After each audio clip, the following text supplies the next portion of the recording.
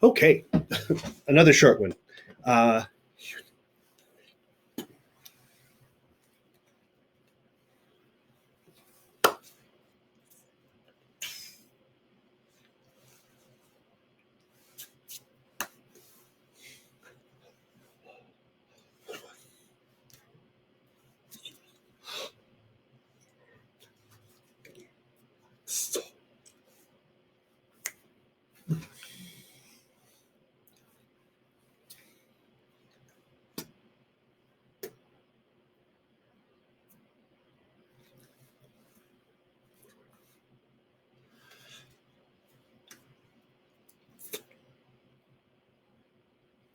Situations, right? So here's a person, something happens around them, situation. It's a signed English sign, but it's one of the better ones for that situation. Okay. All right, so in this one, 8.10, we're going to be practicing with that asking for advice. Here's a situation, something happens, we ask for advice. And then we're not going to look at giving advice because really we already did that. Now we're just looking at how do we set up that situation. And instead of, oh, I realized this happened, this time it's boom, something happened suddenly, unexpectedly, and it was bad. Right? Boom, oh, something happened. So we're using, it's similar to the sign for wrong or incorrect. Oh, wrong. But it's a little bit more violent. Don't break your jaw, don't hurt yourself, don't click your teeth together. You don't actually have to make contact. It just has to come into that area. Don't ever hurt yourself at the expense of signing. So there are three different ones. One is a spill. If something spills, how do we describe it? And so we start out by talking about first, what's happening? I went out to eat and something, and I spilled something. Right? So went out to eat, ordered hot dogs, hamburgers, whatever. So then you're describing that I was eating, and then all of a sudden, whatever that liquid is, ketchup. Pittsburgh signs ketchup, cats up. I have no explanation for the city of Pittsburgh. If anybody does, by all means, let me know. Could be gravy. It could be whatever you want it to be. And we'll look at the vocab. So use those or look up a new one that you want. A1. Worcestershire sauce. Do you want to fingerspell that one? We'll get to that in a second too. So then we're going to show the movement of that. So does it drip? Does it come pouring out? Does it go over the edge of the table? So think about what that looks like and how much of it there is. If it's just a drip and it drops down, made you look, So we're going to show it drip and then it land. All right. So we're going to be looking at both of those things. So there's a sequence. One is what's happening. What was it that spilled? You just don't go, that could have been anything. Spit. So, hamburger. Out and ketchup.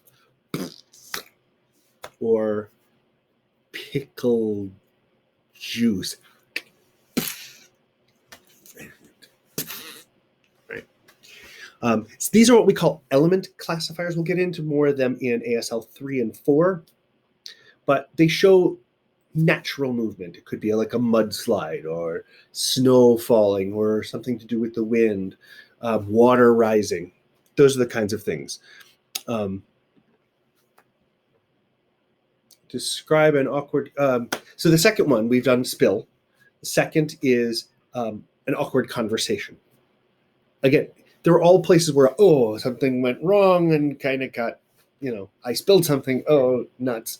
Or someone came up to me and said something really creepy and, now what do I do? So in this, talk about the situation, what's happening. I was in the lunchroom and, I was in the hub and someone came up to me.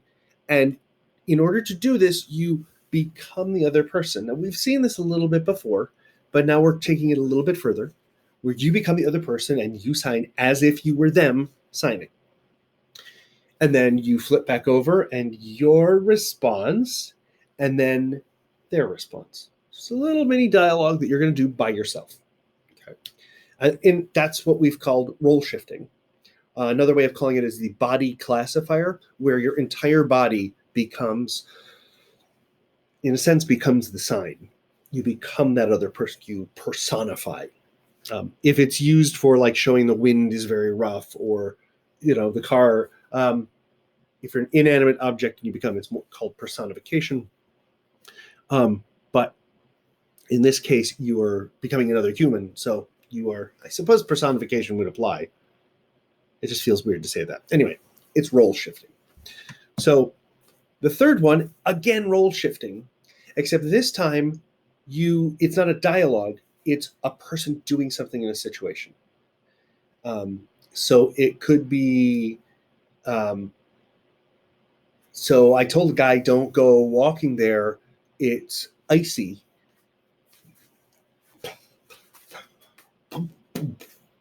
He slipped and fell, right? So you become a Karen, don't go out there. It's slippery. I'm going to go and you can't tell me what to do. I have freedom. It's my First Amendment right to go walking and Okay, right. So you become the other person, right? Not to pick on anybody named Karen.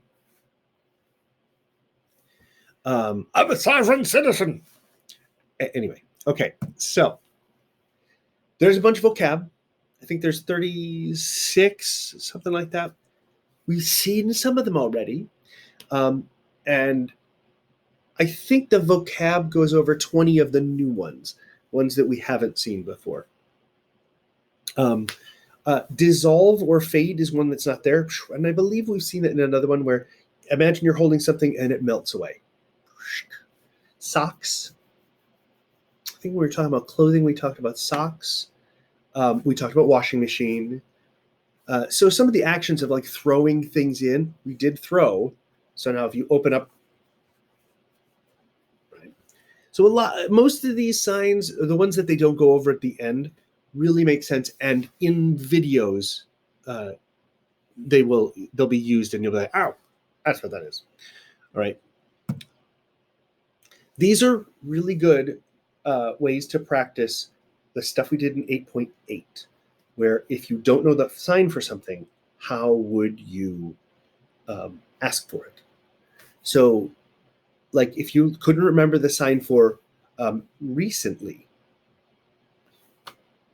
you could sign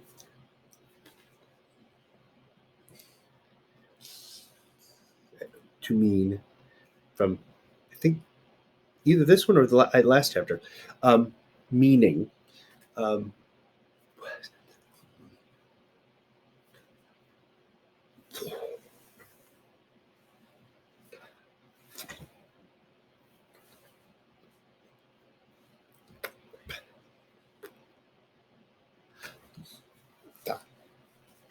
So just to practice, how would I ask for these signs if I don't know? Because these are a pretty controlled situation. How would you ask for it? How would you sign those questions? So there's a conversation. We'll look at it again towards the end of the chapter. But again, they, as they've done with the other chapters, good explanation, good introduction to the concepts we're going to look at. Two signs we're going to use later. Imagine it's the hands of the clock, and it's an L, so it's easy to remember. So later, and better. This comes up in the suggestions. Maybe we've said before, maybe do this, or why not do this? Now, better, like, oh, should I do that? Better not. Better do this, right? Better. It would be better to do this, right? More appropriate. So it comes out of good, and it's actually gooder. This was a signed English thing of, it also comes from promote. So better. Best, right? If you've watched Through Deaf Eyes, at one point the little girl goes, best, way high. So it's a very signed English thing. So she talks about, this is the first time we're seeing this being used, as a conjunction of something wrong happened, joining two different things. Event happening, something happened, and this was the result.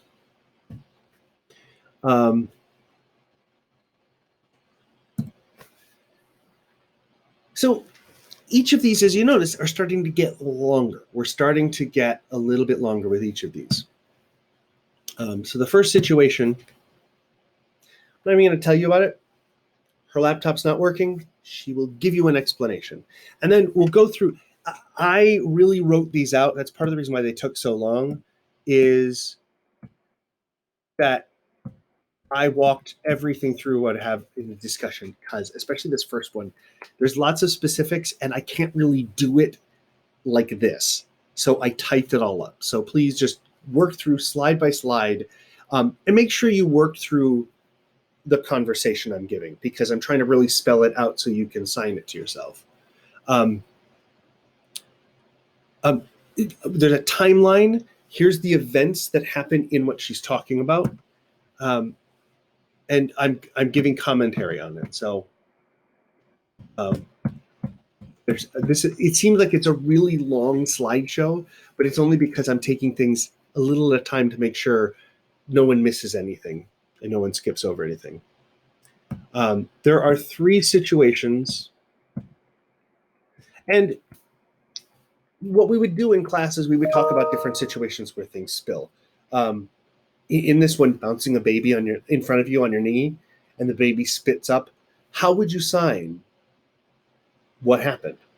So we got the first, we're describing the event. Baby, I'm throw up, right? Now, how does it go?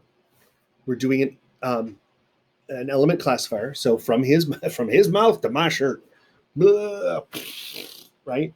So it's how it comes out. So we've said it throws up, then it comes like this, or maybe depending on how gross you want to be, right? Maybe blah, and I and grandma was sitting back here and it went.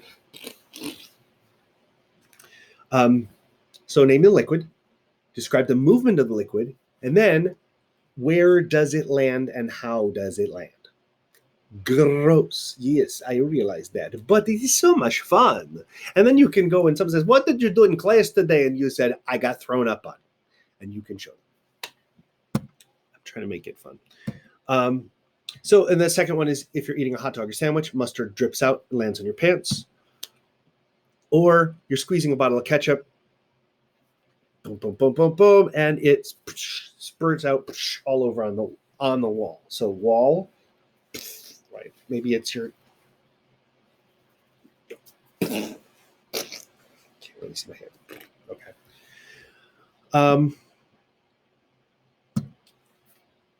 And remember that order of information: time and location, the sequence of events. If you can break it up and sign it like that way, that will help you put together what you sign, and it will help you translate them as well. Then, what did her daughter ask in the car? Situation 2. This time we're talking about awkward questions, right? Awkward conversations. So she's driving a car. Her daughter asks her something. Oh, how do I deal with this question? Right. So again, I walk you through. She role shifts to become the daughter. And again, I've tried to spell it all out. And the last one is a new iPhone. And he doesn't give the number, so it can apply to any time. And he talks about a little different than the last one we saw, which was a little girl asks her mom a question in the car, and that's the awkward conversation. This is role shifting in that his brother leaves the phone and he decides to play with it. So he's doing something he's not supposed to do. He reenacts that, he becomes himself in the past doing that, and then shows the reaction, shows what happens to it, and then asks for advice on what to do now that he's broken an expensive thing. Again, I walked through it. This one's a little bit easier. And then I put all the videos again, just if you wanted to look at it. Now, the homework was 5, I believe, mini dialogues. Let me double check. 3 mini dialogues. And in each one, there's a situation that you should be able to identify what happened, what was the wrong thing, and what was occurred because of that, and then what was the advice given. So watch each of the conversations and try to define those things, and then of course right afterwards I give the answers to each of them. Second conversation, third conversation, and then the vocab. And what the vocab that's listed in the chapter or on the vocab review, I included in here. There is also, I will add in the GIF PowerPoints like I normally do with all the vocab. So that should be everything. So it's 8:10. I know this was a little bit longer of a conversation, but it really moves pretty quick once you start going through it. I do recommend signing with them, but the PowerPoint should walk you through it pretty clearly. All right.